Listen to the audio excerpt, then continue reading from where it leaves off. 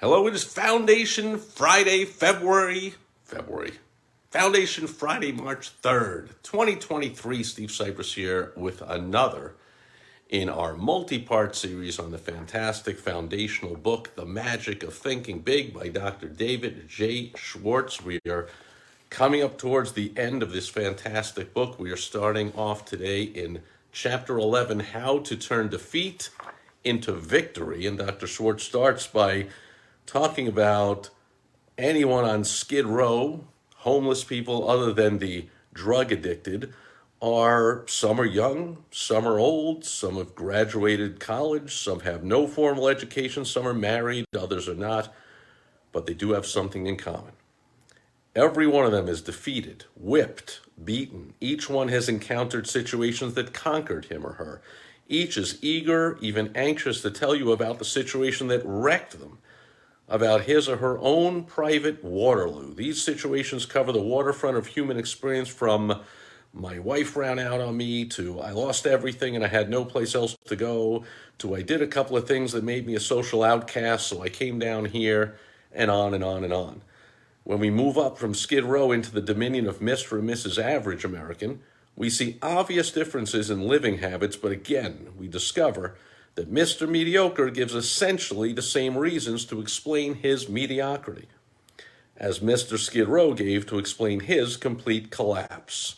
Inside, Mr. Mediocre feels defeated. He has unhealed wounds suffered in situations that beat him. He is now super cautious. He plods along, ducking the thrill of living victoriously, discontented with himself, feeling beaten, but trying hard to endure the sentence of mediocrity that he believes fate has handed to him. He too has surrendered to defeat, but in a reasonably clean, socially accepted way. Now, when we climb upstairs into the uncrowded world of success, we again discover people from every possible background. Corporate executives, leading ministers, government officials, top men in every field we discover come from poor homes, rich homes, broken homes, cotton patches, cornfields, and slums. These people who lead every branch of our society have experienced every tough situation you can describe. It's possible to match every person on Skid Row with a Mr. Mediocre and a Mr. Success on every score: age, intelligence, background, nationality, you name it, with one exception. The one thing you can't match them on is their response to defeat. When Mr. Skid Row gets knocked down, he failed to get up again. He just laid there splattered out. Mr. Mediocre got up to his knees, but he crawled away. And when out of sight, he ran in the opposite direction so he'd be sure never to take a beating again. But Mr. Success reacted differently when he got knocked down. He bounced up. He learned a lesson. He forgot the beating, and he moved upward. One of my closest friends, Dr. Schwartz tells us, is an exceptionally successful management consultant with a big fancy office and all the employees buzzing around and clearly all kinds of success going on. But cynics say, must be a con man to set up an operation like that. Dr. Schwartz ensures all it took was a persistent man who never thought he was defeated. That's how we start out chapter 11, How to Turn Defeat into Victory. I'll go a little bit further, actually. He tells that behind this prosperous and respected company is the story of a man fighting, battling his way upward, losing 10 years savings in his first 6 months in business. Does that happen to you? Happens all the time. Living in his office for several months because he didn't have money to pay rent on an apartment. Turning down all kinds of good jobs because he much more wanted to stay in the fight with his idea to make it work. Hearing prospects for his service say no 100 times as often as they said yes. Been there? Done that? During the 7 unbelievably hard years it took him to succeed, Dr. Schwartz says, I never heard my friend complain once. He would explain, Dave, I'm learning. This is competitive business, and because it's intangible, it's hard to sell, but I'm learning how. Dr. Schwartz tells us that indeed he did. Once, Dr. Schwartz tells us, he told this friend that his experience must be taking a lot out of him. But his friend replied, nope, it's not taking something out of me, it's putting something into me instead. So check the lives of the people in Who's Who in America or any successful people, and you will find that those who have succeeded in a major way have been pounded by losing situations. Every person in this elite core of successful men has encountered opposition, discouragement, setbacks, personal misfortune. Read the biographies and autobiographies of great people, and again, you will discover that each of these men or women could have surrendered to setbacks many times. Or do this.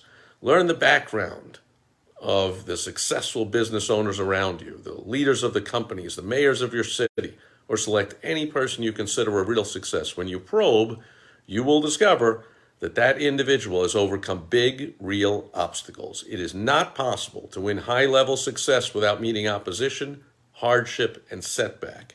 But it is possible to use setbacks to propel you forward. In the rest of this chapter, we will dive into just how to do that. I personally built a multi-million-dollar business that I started in my final year in law school and screwed it up completely. About 7 years later, became homeless for a time, lost everything I had to start all over from scratch. I actually answered in a paper, an ad in the paper for door-to-door sales, and I went into doing door-to-door sales. With a law degree and having run a multi-million-dollar business, I was walking around making no money some days, $20 some days, $80 some days, barely had enough to eat, was sleeping on a couch at somebody, sleeping on the inside a dugout at the baseball field.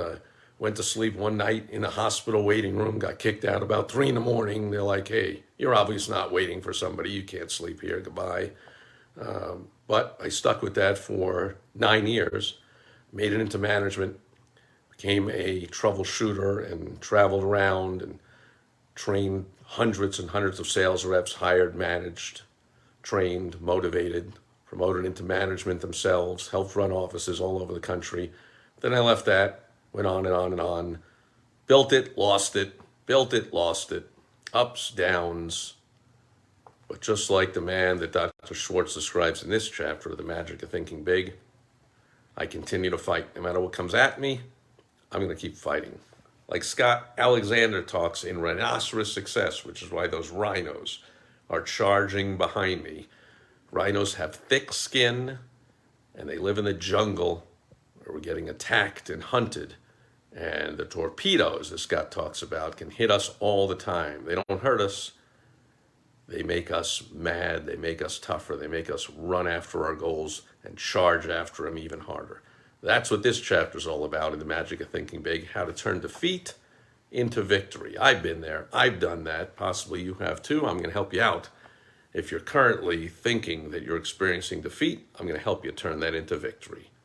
We'll be back with more on The Magic of Thinking Big next Foundation Friday, and I'll be back with you again tomorrow on Social Media Saturday. Thanks for being here today. Catch you tomorrow. Bye-bye.